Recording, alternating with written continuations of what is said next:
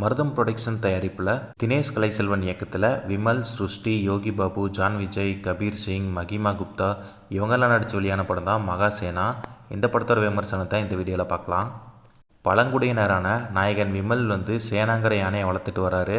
அவரோட மலை கிராமத்து கோயிலில் இருக்கிற யாழீஸ்வரன் சிலையை வனத்துறை அதிகாரியான ஜான் விஜய் மலை அடிவாரத்தில் வாழ்கிற மற்றொரு பழங்குடியின மக்களை வச்சு திருட முயற்சி செய்கிறாரு. இதற்கிடையில் மதம் பிடித்த விமலோட யானை அவரோட மகளை தாக்கிட்டு காட்டுக்குள்ளே ஓடிடுது. யானையை தேடி காட்டுக்குள்ளே போகிற விமல் கோயில் சிலை கடத்தல் திட்டத்தை முறியடிச்சாரா இல்லையா, காட்டுக்குள்ளே போன யானை என்ன ஆச்சு என்பதுதான் இந்த படத்தோட மீதி கதை. விமல் கதையின் நாயகனாக இல்லாமல் ஒரு கதாபாத்திரமாக வந்துட்டு போகிறாரு. பழங்குடியினத்தை சேர்ந்தவராக நடிச்சிருக்க விமல் அதற்கான மெனக்கெடலே இல்லாமல் பழக்கம் போல் நடிச்சிட்டு போகிற மாதிரி தான் எனக்கு தெரிஞ்சிச்சு.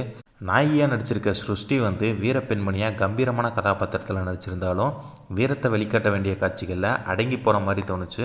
யோகி பாபி வரும் காட்சிகள் நகைச்சுவை எடுபடவே இல்லைன்னு சொல்லலாம். வனத்துறை அதிகாரியாக நடிச்சிருக்க ஜான் விஜய் வழக்கம் போல் கோமாளித்தனமாக நடிச்சிருக்காரு. வில்லனாக நடிச்சிருக்க கபீர் சிங், கங்கா கதாபாத்திரத்தில் நடிச்சிருக்க மகிமா குப்தா, இடுபன் கதாபாத்திரத்தில் நடிச்சிருக்க விஜய் சேயோன், கல்லூரி பேராசிரியர் கதாபாத்திரத்தில் நடிச்சிருக்க ஜோஸ், காளி கதாபாத்திரத்தில் நடிச்சிருக்க சிவகிருஷ்ணா, கல்லூரி மாணவியாக நடிச்சிருக்க சுபாங்கி, விமலின் மகளாக நடிச்சிருக்க சிறுமி இலக்கியா, அவங்க எல்லாரும் கொடுத்த வேலையை சிறப்பாக செஞ்சுருக்காங்கன்னே சொல்லு. ஒளிப்பதிவாளர் மனாஸ் பாபு டிஆர் காட்சிகளை படமாக்கிய விதம் தரத்தோட தரத்தை உயர்த்தியிருக்குன்னே சொல்லலாம். படத்துக்காக செய்யப்பட்ட செலவுகளை திரையில் காட்டியிருந்தது அப்படியே தெரிஞ்சிச்சு.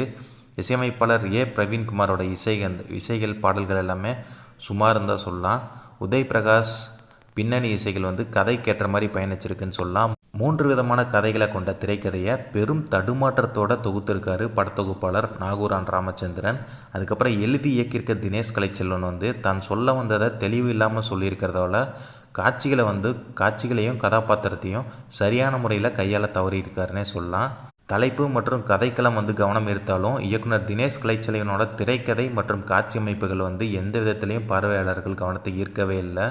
மொத்தத்தில் மகாசேனா மகா சோதனைன்னே சொல்லலாம். என்னோட ரேட்டிங் 5க்கு 2 கொடுப்பேன். நீங்களும் இந்த படத்தை தேட்டரில் பார்த்துட்டு உங்களோட கருத்தை கமெண்ட்டில் சொல்லுங்கள். தேங்க்ஸ் ஃபார் வாட்சிங்.